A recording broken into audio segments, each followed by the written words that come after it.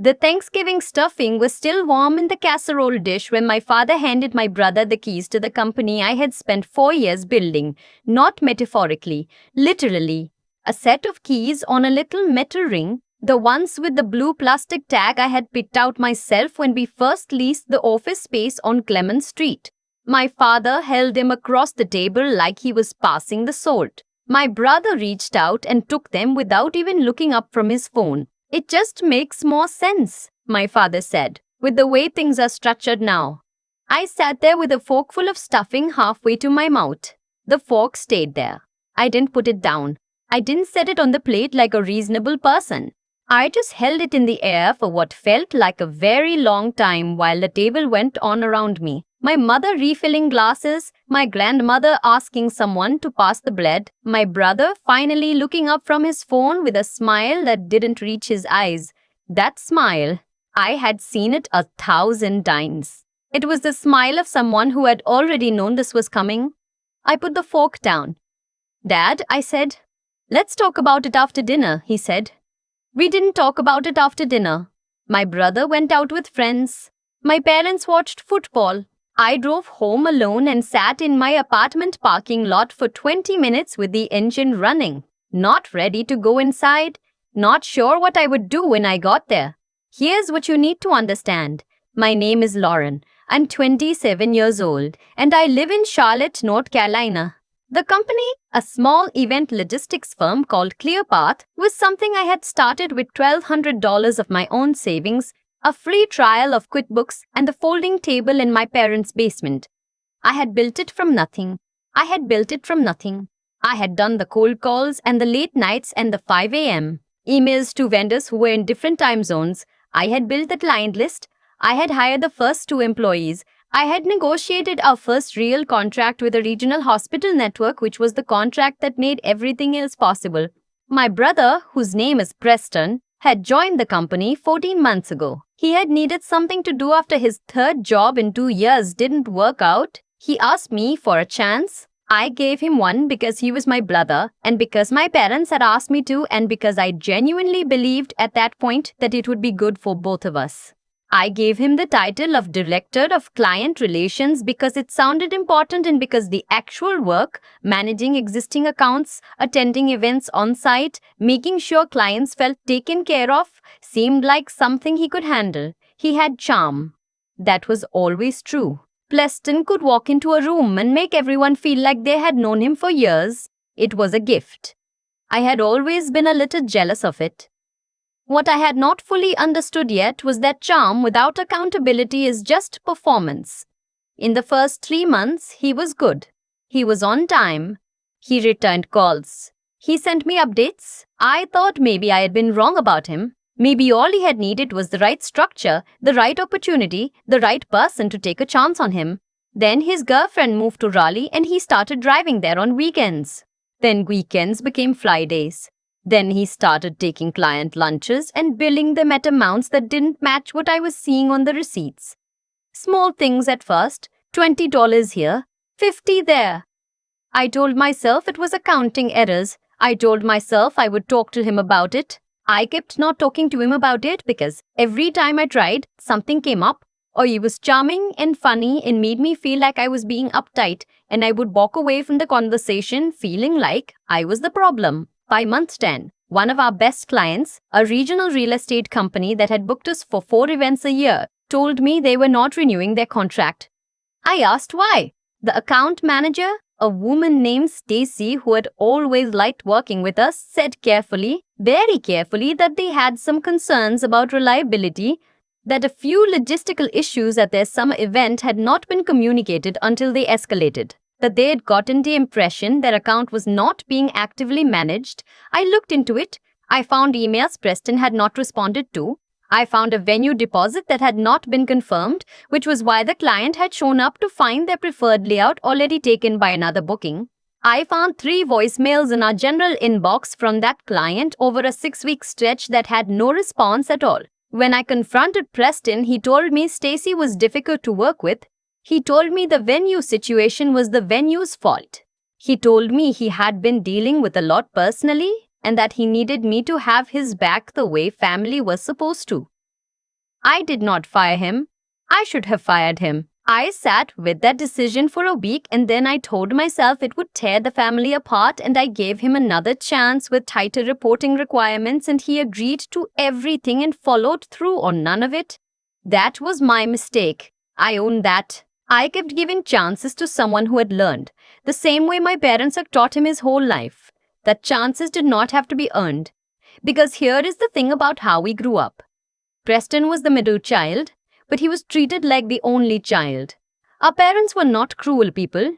They were not monsters. They were just two people who had decided, somewhere in the early years of raising us, that my brother was fragile and I was capable. And they arranged their parenting around that conclusion. I was the one who was expected to figure things out. Preston was the one who was expected to struggle and be helped. When I got a B on a test, my father said, "You could do better." When Preston got a B on a test, my mother framed it on the refrigerator. I don't even think they noticed they were doing it. That's the part that used to make me the angriest. At least deliberate unfairness has some kind of logic to it. What they did was softer than that and harder to name. They just consistently chose his comfort over my reality. Every time. I learned young that the only liable thing I had was my own work. So I worked. I worked hard enough that I got a partial scholarship to UNC Charlotte. I worked hard enough to graduate without asking them for anything. I was sitting at work, eating a sad run away, eating a sad run, eating a phone. Be proud of a thing you have done entirely by yourself. And then I handed my brother a door into that thing and he walked through it and started breaking the furniture. The Thanksgiving conversation, if you can call it a conversation when one person is doing all the talking and the other is sitting in shock, was about restructuring. My father had been talking to Preston. Preston had apparently shared some concerns about how the company was being run. He felt that the decision-making was too centralized. He felt that he didn't have enough authority to do his job effectively. He felt, my father said, like he wasn't being respected as a partner. I asked my father if Preston had mentioned the client we lost. My father said every business loses clients sometimes. I asked if he had mentioned the billing discrepancies. My father said those things happened in small businesses and it wasn't fair to hold it against him. I asked if Preston had mentioned anything true at all, and my father looked at me the way he had always looked at me when I pushed too hard. Not angry, just tired, just a little bit done with the whole thing. "You need to learn how to share, Lauren," he said. I was sitting at work, eating a sad granola phone, Mazda and notating from in the other end of the table that Preston had really been turning a corner lately and that she hoped I could see that. My grandmother was eating pie and not looking at anyone. I said very quietly, "That is my company. I built it. My name is on the lease and the LLC and every single contract we have ever signed." My father said, "And Preston is family." As if those two things were in the same category. As if they answered each other. That night, alone in my apartment, I did not cry right away. I sat at my desk and I opened my company files and I looked at the numbers for a long time. The revenue, the client list, the 2 employees I had hired, both of whom were good at their jobs and had no idea any of this was happening. The contracts that still had my signature on them. My father didn't understand something important. He could hand Preston a set of keys, but he could not hand him a company. A company is not a set of keys. A company is an LLC registered with the state. It is a bank account. It is a lease agreement. It is a client roster built on relationships. It is 2 employees whose offer letters I had signed. It is a reputation I had spent 4 years earning. All of those things had my name on them, not Preston's. I opened a new document and I started writing. The first thing I wrote was an email to an attorney. A business attorney I had seen recommended in a small business owner group I had been part of for 2 years. I explained the situation. I asked for the earliest available appointment. I hit send at 11:47 p.m. The second thing I wrote was a list. Everything that was legally mine. The LLC documents. The operating agreement, which I had written myself with a template and which listed me as the sole managing member. The business bank accounts, which were in the business name with me as the authorized signatory, the lease, which had my name, the contracts, which had my name, the employer identification number, which was tied to my social security number. Preston had a company email address and a title I had given him and a desk in an office I rented. That was all he had.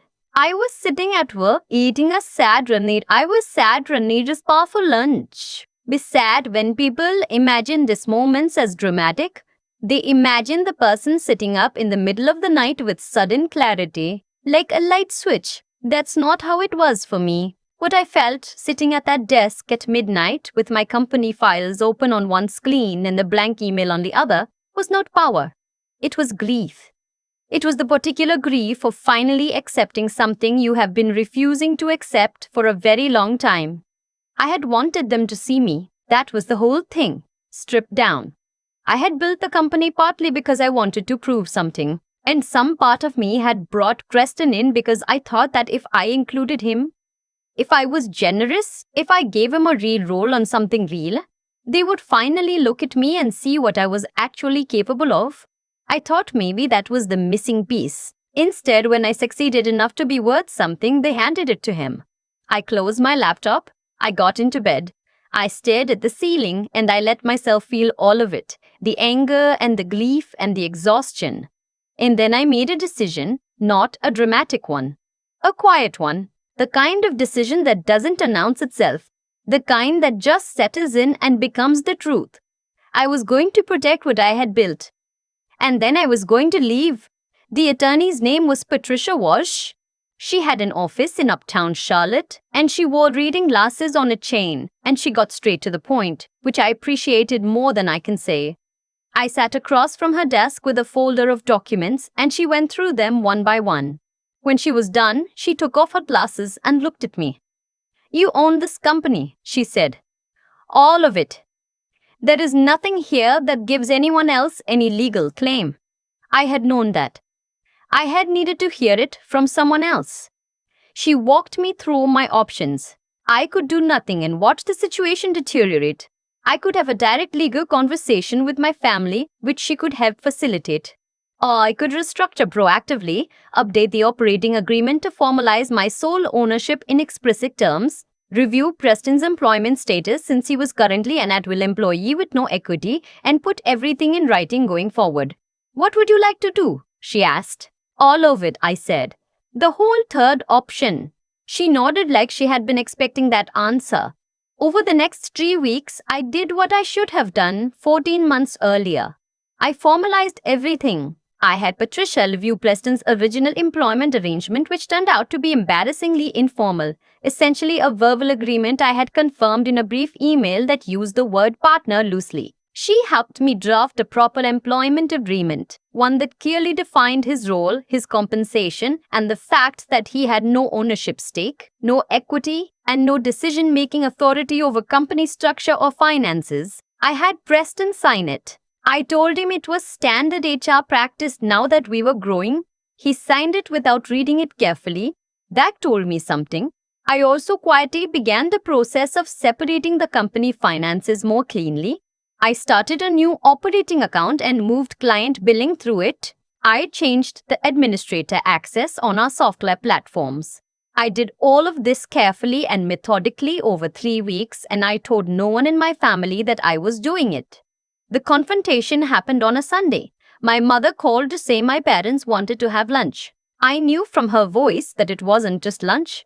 Preston had probably told them about the employment agreement. I went. I sat down at the same table where my father had handed over my keys at Thanksgiving.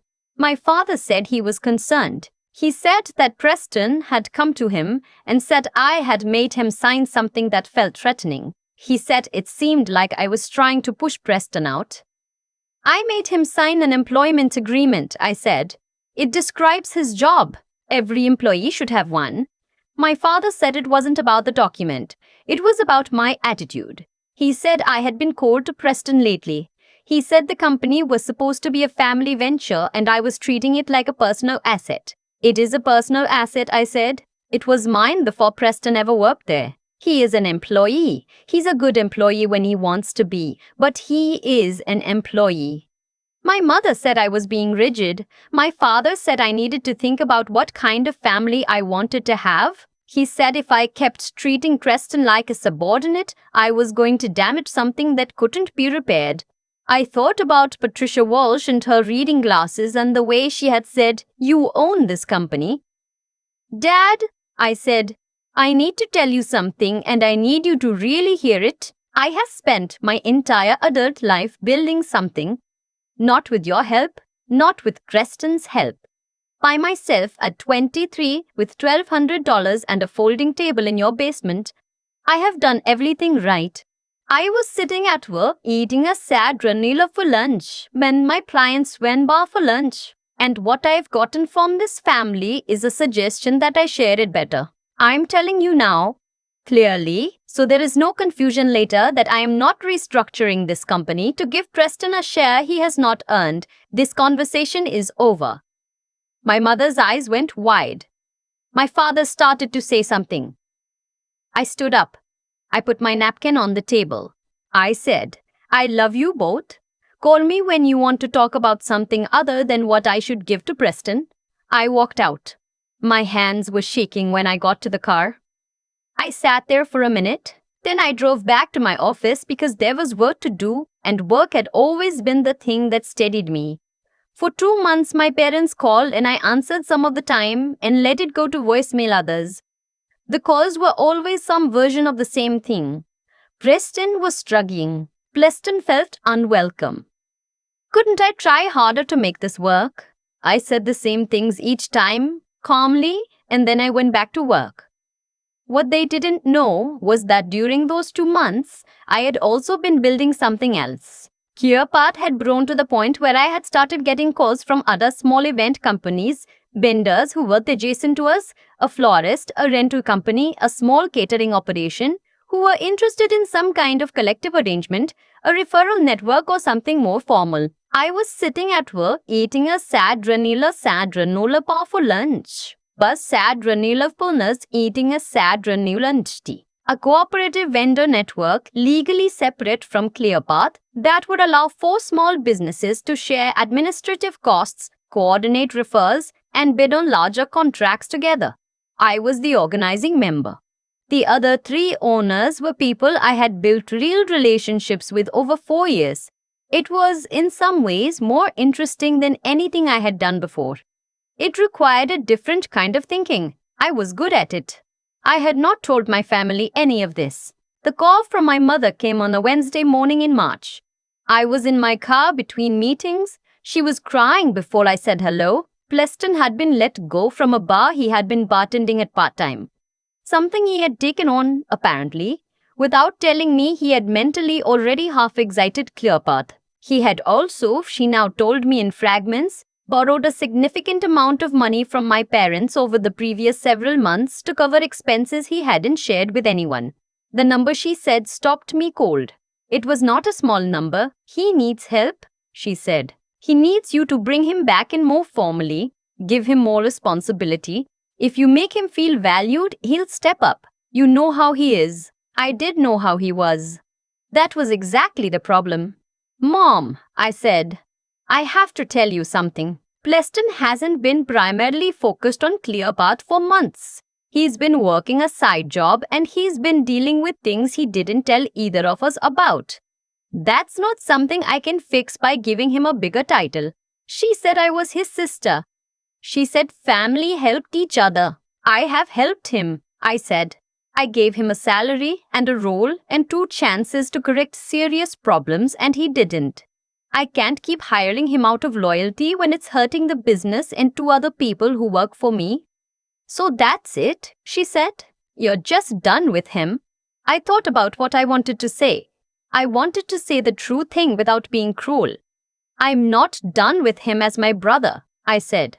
"But I can't save him professionally. That's not something I have the power to do. He has to do that." She hung up. My father called an hour later and did not hide his anger the way my mother had tried to. He said I was selfish. He said I had always been too focused on myself. He said that Preston had never been given the same opportunities I had, and that I had an obligation to use my position to help him. I was sitting at work, eating a sad run, eating a sad run, eating a sad run, eating a sad run, waitressing, I said. Nobody gave me an opportunity. I made one. I gave Preston one too, and then I gave him another. I'm sorry for what he's going through. I really am. But I am not the solution. My father said some other things. I let him say them. When he was done, I said, I love you, Dad, and I hung up. That night, I sat in my apartment and I felt, for the first time in a long time, completely clear, not happy exactly, not triumphant, just clear.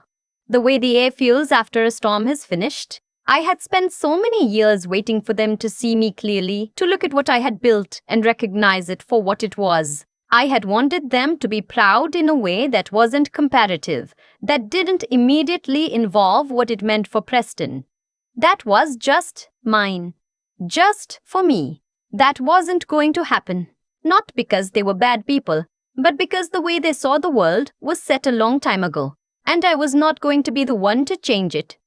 What I could do was stop waiting. I called Patricia Walsh the next morning and told her I wanted to formally separate Preston's employment with the proper documentation and the appropriate severance for the time he had worked. I wanted it clean and fair and finished. She said she would draw up the paperwork. I was sitting at work, called my 2 employees, both of them individually, which they deserved, and I told them what had been happening and that Preston was leaving and that nothing else was changing. One of them said, Honestly, Lauren, we've been worried about the company. We're glad you're handling it. That hit me in a place I hadn't expected. Preston did not take the separation well. He called me twice, the first time angry, the second time quieter and harder to hear. He said he felt like I had been setting him up to fail. I told him that wasn't true, that I had wanted it to work, that I had given him real chances and I had waited too long to be honest with both of us. He didn't respond to that. We stayed on the line for a moment in silence and then he said, Okay, and hung up. I don't know what okay meant. I hope it meant something. 3 years have passed since that Thanksgiving. I'm 30 now and Clearpath is busier than it has ever been. We have 4 full-time employees. We did a contract last spring with a university hospital system that was the largest single project I have ever managed, and we delivered it without a single significant issue, and the client signed a 2-year renewal before the final invoice was even processed. The vendor cooperative I built has 11 members now across 4 counties. We landed a contract last fall with a convention center that none of us could have touched individually. I am genuinely proud of it in a way I can barely articulate. My relationship with my parents is complicated. We talk. We have dinner a few times a year. They don't bring up Preston's role in the company anymore. My mother asked me once a few months ago whether I thought I had handled everything fairly. I said I thought I had tried to. She didn't say anything else about it. I think that was her version of accepting it. Preston is working at a marketing firm in Raleigh now. He seems, from what I can tell at a distance, to be doing better in a structure that someone else manages. We text occasionally, not often. He sent me a message last Christmas that said he was sorry for the way things went. I wrote back and said I was glad he was doing well and that I meant it. I did mean it. My father said something once, a long time ago, that I have thought about more times than I can count. He said it after I won some small academic award in high school, something the school gave out each year. I was excited about it. I came home and told them at dinner. My father nodded and said, Good. Now imagine what Preston could do if he applied himself. I was 15. I nodded and ate my dinner and said nothing. I have thought about that moment a lot, especially in the past 3 years. Not with anger anymore. Just with a kind of quiet understanding. They had decided early on who needed protecting and who could handle things on their own. And they were right. In a limited way, I could handle things on my own. I had proven that over and over. What they didn't understand was that the capacity to handle things on your own doesn't mean you should have to. It doesn't mean you deserve less. It doesn't mean what you build belongs to anyone else just because they need it more. I built Clearpath. I built the cooperative. I built the career and the apartment and the life I live now, and not one piece of it was handed to me. I don't need them to acknowledge that. I used to. I was sitting at work eating a sad granola bar for lunch. But I'm 30 years old.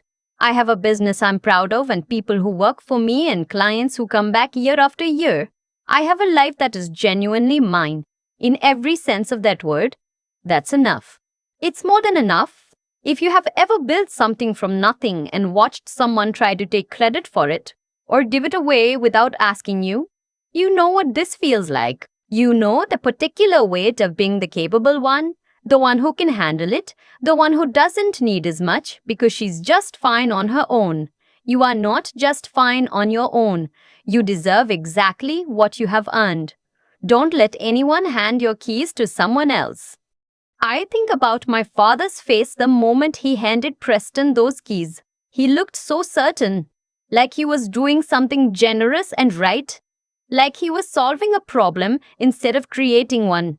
He wasn't a villain in that moment. He was just a man who had decided a very long time ago that one of his children needed protecting and the other one didn't.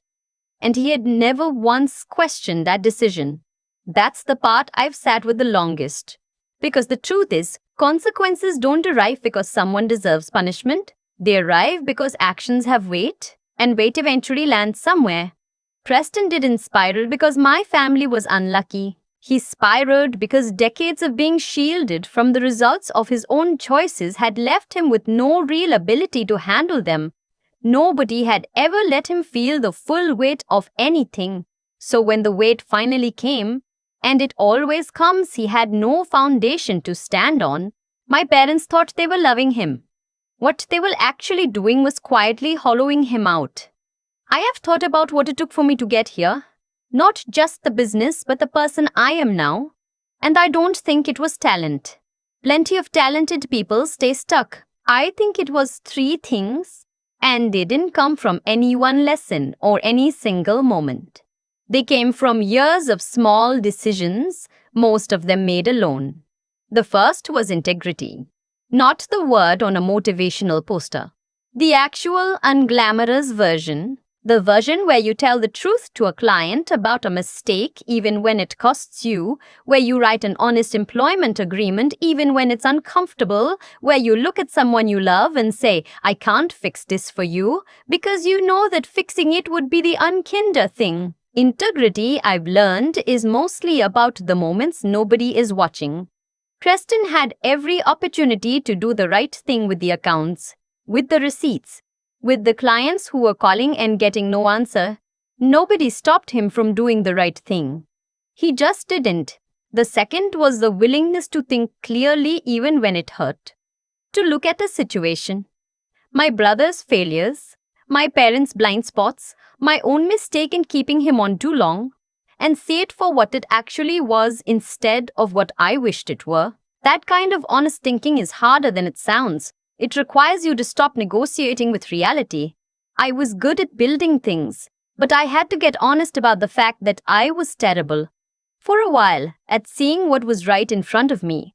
The third was simple stubbornness. The kind that keeps you at a desk at midnight writing an email to an attorney when the easier thing would be to just give in.